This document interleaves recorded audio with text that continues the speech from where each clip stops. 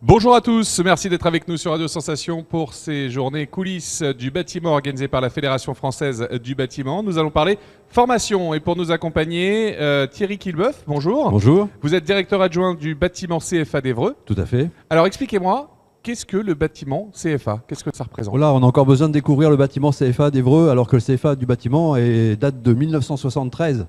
Donc ça fait 45 ans d'existence. C'est vrai que maintenant, on est rebaptisé bâtiment CFA Évreux. On fait partie d'un réseau de 7 CFA, dont le siège social se trouve à Rouen et l'organisme gestionnaire s'appelle le bâtiment CFA Normandie.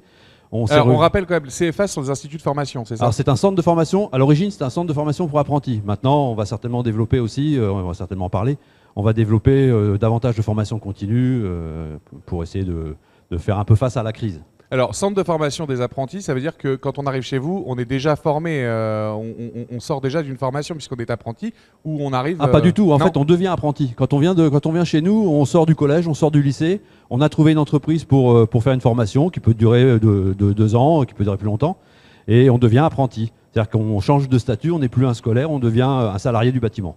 Donc c'est mi-études, Alors il y a une alternance entre l'entreprise et puis le CFA. Une alternance qui peut être de 1 semaine au CFA, 2 semaines en entreprise, et pour des formations d'un niveau un peu plus élevé, d'un niveau supérieur, du style des BTS, c'est une alternance de 3 semaines au CFA et 3 semaines en entreprise. Qu'est-ce qui vous différencie par exemple du lycée professionnel d'Évreux? Au niveau des contenus de formation, rien, puisqu'on prépare les jeunes au même diplôme.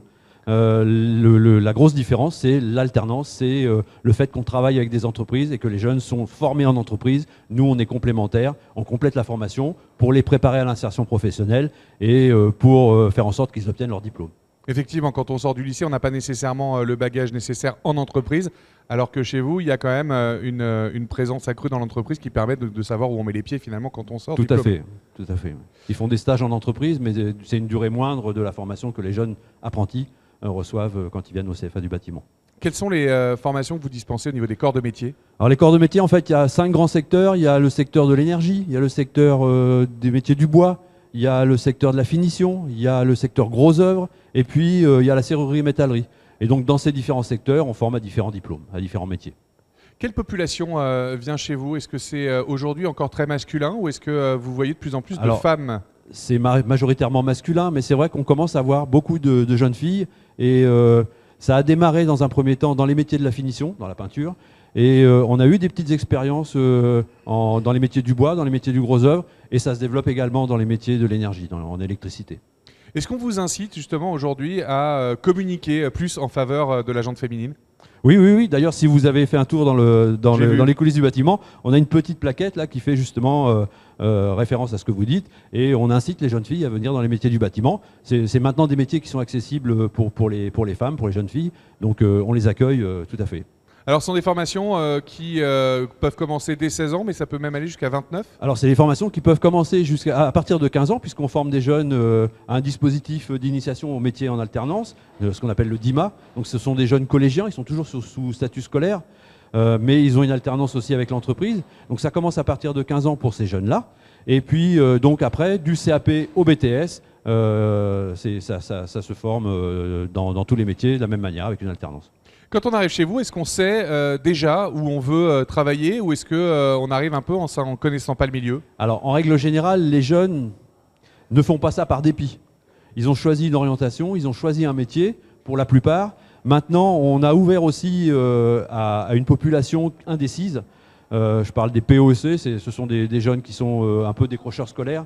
Et pour ces jeunes-là, on a mis en place un dispositif qui leur permet aussi en allant en entreprise, en recherchant des stages en entreprise, de découvrir les différents métiers et de faire leur choix. Comment la formation est-elle financée? La formation a été financée par la région et puis par des subventions. Et là, maintenant, elle va être financée d'une manière différente avec la réforme. Est-ce que vous avez affaire à des demandes spécifiques des entreprises du bâtiment de l'heure? Justement, là, avec la réforme, on va changer un petit peu de notre fusil d'épaule. On va axer toujours sur la formation initiale, mais on va axer aussi davantage sur la formation continue pour essayer de répondre aux besoins des entreprises, aux besoins des salariés, aux besoins des demandeurs d'emploi, des besoins ponctuels. Ça peut être des formations de durée plus courte, ça peut être des formations qui durent 1 an. Donc on va essayer vraiment de répondre à toutes les demandes. On était jusqu'à présent une association de type loi 1901. À partir de 2020, à partir de janvier 2020, on devient une entreprise. Et comme toute entreprise, il va falloir qu'on aille chercher les clients et puis qu'on essaye de trouver de l'argent et qu'on fasse vivre notre organisme. Alors est-ce que justement ça ne va pas vous orienter justement le CFA plus sur un côté business que sur un côté formation? Il y aura forcément un côté business, mais on a vocation et notre cœur de métier, c'est la formation des jeunes. On est en train de se poser la question du A de CFA, qu'est-ce qu'il va devenir à partir de la rentrée, enfin à partir de janvier 2020. Mais le A de CFA, ça sera toujours ou apprenti ou alternance. Quel regard vous portez sur la construction dans l'Eure? Il y a une évolution positive pour vous? Alors, il y a une évolution positive. On a vu là tout à l'heure, il y avait des entreprises du bâtiment du secteur. On développe de plus en plus de formations moins énergivores. D'ailleurs, dans notre CFA, on a travaillé en partenariat avec l'ADEME sur la transition énergétique et on a 3 plateaux techniques sur lesquels on forme nos jeunes et sur lesquels on forme aussi des personnes de l'extérieur. On a une plateforme qui permet de traiter de tout ce qui est isolation des parois dans la construction. On a une plateforme qui permet de traiter de la ventilation performante dans une construction. On essaye de les rendre de plus en plus étanches, mais il faut aussi s'assurer qu'il n'y ait pas de vices, de désordre dans la construction. Et puis, on a aussi une plateforme sur l'éclairage performant. Le tout est lié dans la construction. Alors, je parle d'un point de vue national, mais c'est vrai que les entreprises du bâtiment ont été, et le sont d'ailleurs toujours un peu confrontées à un manque de main-d'œuvre. Beaucoup de main-d'œuvre vient également de l'étranger. C'est en tout cas comme ça qu'on le présente au grand public et ça crée d'ailleurs un petit peu une espèce de discrimination. Quel regard vous portez là-dessus, vous qui êtes au cœur même du dispositif? Alors, c'est vrai que quand on voit des camions qui viennent de l'étranger, des camions bâchés qui viennent de l'étranger, ça nous fait un peu mal au cœur. Surtout que les entreprises sont en recherche de main-d'œuvre. Nous, on forme cette main-d'œuvre, mais aujourd'hui, on n'a pas encore suffisamment de jeunes qui sont vraiment attirés par les métiers du bâtiment. Ils sont peut-être un peu désaffectés ou on les a peut-être retenus, je ne sais pas. Toujours est-il qu'aujourd'hui, les entreprises du bâtiment apparemment redémarrent leur activité d'une manière importante et recherchent. Il suffit d'aller dans les zones commerciales, de voir sur certains bâtiments, recrutent, etc. Et c'est vrai qu'elles sont en manque de main-d'œuvre. On forme cette main-d'œuvre pour pouvoir les satisfaire. Alors souvent, les jeunes qui pourraient être attirés par ces métiers ont peur parce qu'on présente ça comme des métiers difficiles. Qu'est-ce que vous leur répondez? Les métiers sont de moins en moins difficiles. Les métiers ont évolué. Les charges lourdes des maçons, quand ils portaient des sacs de 50 kg, aujourd'hui ce sont des sacs de 25 kg ou 30 kg. Il y a des moyens de levage. Il y a tout un tas de mesures qui sont prises pour la prévention des salariés quand ils travaillent sur un bâtiment. Aujourd'hui, ce sont des métiers qui sont accessibles. La preuve, je ne veux pas faire comment dire, la preuve, c'est qu'on l'ouvre de plus en plus aux jeunes filles et aux femmes. Ah non, pas de sexisme. Je voulais pas faire de sexisme, mais bon, je l'ai fait. Alors aujourd'hui, comment on arrive dans l'Eure, par exemple, à mixer ce côté industriel avec le côté agricole? Nous, on n'est pas du tout sur le côté agricole. On est uniquement sur le côté... On est quand même dans un territoire agricole. Oui, mais nous, on travaille avec 90% d'entreprises artisanales du bâtiment, uniquement du bâtiment. Pour l'avenir, vous le voyez comment ici dans l'Eure? L'évolution est positive au niveau du nombre de prétendants, du nombre de personnes qui poussent la porte de chez vous? On est déjà très satisfait parce qu'on a connu quand même une baisse significative les années passées et cette année ça redémarre bien. On est en train d'augmenter notre effectif qui avait pas mal baissé. On a des objectifs jusqu'à la fin de l'année, on pense qu'on va pouvoir s'y tenir et globalement, puisque je parlais en démarrant du réseau régional des bâtiments CFA.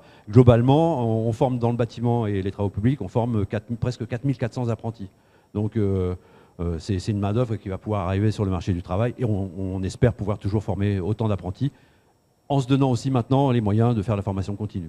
Quel conseil vous donneriez à un jeune qui voudrait pousser la porte du CFA? Un conseil pour la porte du CFA, il y a des métiers qui sont formidables. Moi-même, j'ai été apprenti. J'étais apprenti ébéniste, c'était pas dans le bâtiment, mais j'étais apprenti aussi. Et il y a des tas de possibilités de perspectives d'évolution dans les métiers du bâtiment. On démarre avec un CAP. Il faut se donner les moyens de pouvoir poursuivre la formation. Et après, il y a des tas d'opportunités qui s'ouvrent. Merci d'avoir été avec nous, Thierry Quillebeuf, pour nous éclairer justement sur les différentes formations que vous pouvez donner au sein donc, du CFA du bâtiment, CFA d'Évreux. Un podcast que vous pouvez retrouver en vidéo et également en audio sur notre site internet www.radiosensation.fr.